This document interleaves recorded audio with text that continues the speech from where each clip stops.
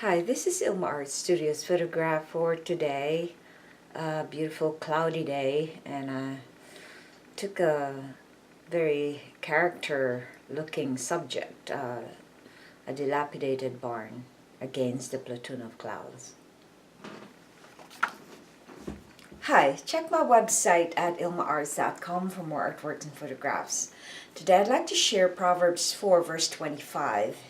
It says, "Look straight ahead and fix your eyes on what lies ahead before you." Here's my poem. Fix your eyes on Jesus.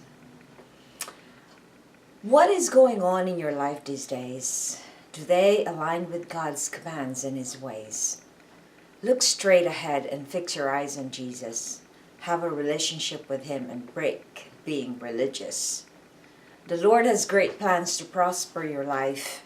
Look straight on what lies ahead and stay in His light. Don't allow delays and distractions to keep you going. These are the devil's tactics to stop you from progressing. Here's my essay. In Matthew 14 verses 22 to 36, we are told of the story of Jesus walking on the water and Peter wanting to come to Him and be able to do so too. In verse 27, Jesus tells Peter not to be afraid because he was there. Peter, being bold, asked Jesus to let him walk on the water, and he was told to come and join him. He was already walking on the water until he got distracted by the strong winds and the waves. He began to sink because he didn't fix his gaze on Jesus. He took off his eyes of Him and looked around him. Just like Peter, we need to fix our eyes on Jesus so we can see what is ahead of us. We need not be distracted by our past and what is around us. Prayer. Lord, let me keep my eyes fixed on You always. Reflection. What distracts you from making Jesus your priority? It's so funny because it's only very, very trivial matters that distract me from the Lord.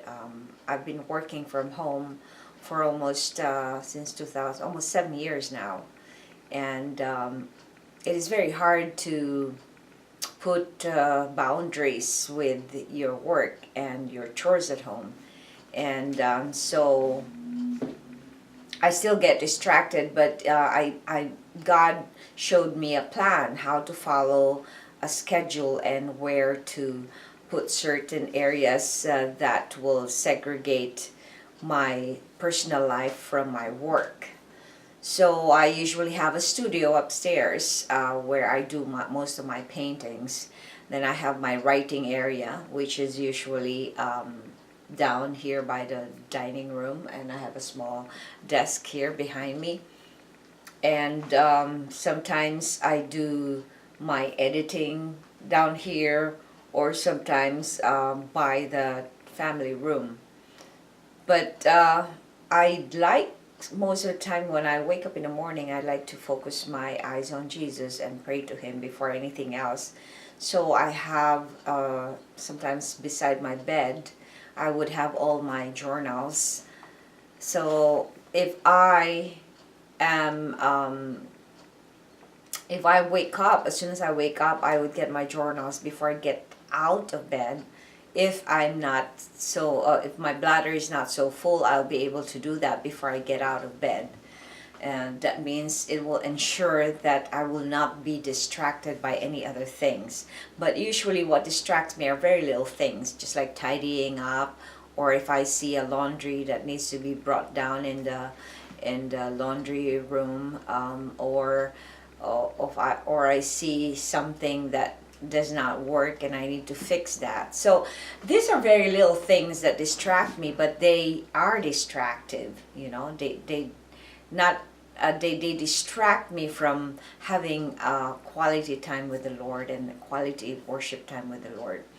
But I learned how to go around it so that I'll be able to fix my eyes on Jesus.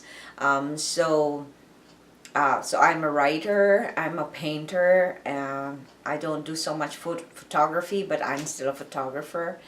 So what I tried to do is to come up with a schedule where I would have all this boundaries set for myself, that there's a time for this, time for that, and a place for that, place for this. But most of my day is fixed on Jesus, and I made it a point that when I'm writing my poem devotionals, which is my work for God now, I also study the Word.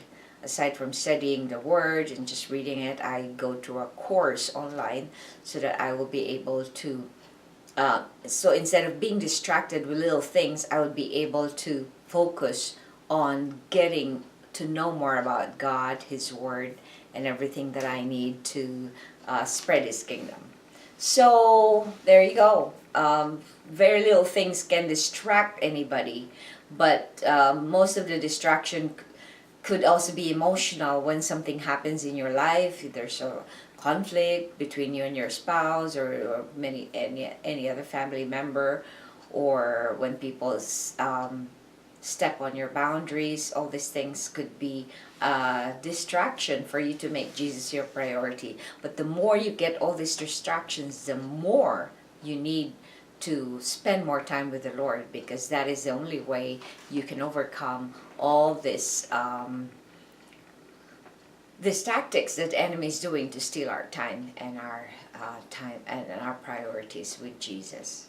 Thanks for watching. I hope you check my website at ilmaarts.com for more artworks and photographs. God loves you so much. Fix your eyes on Him.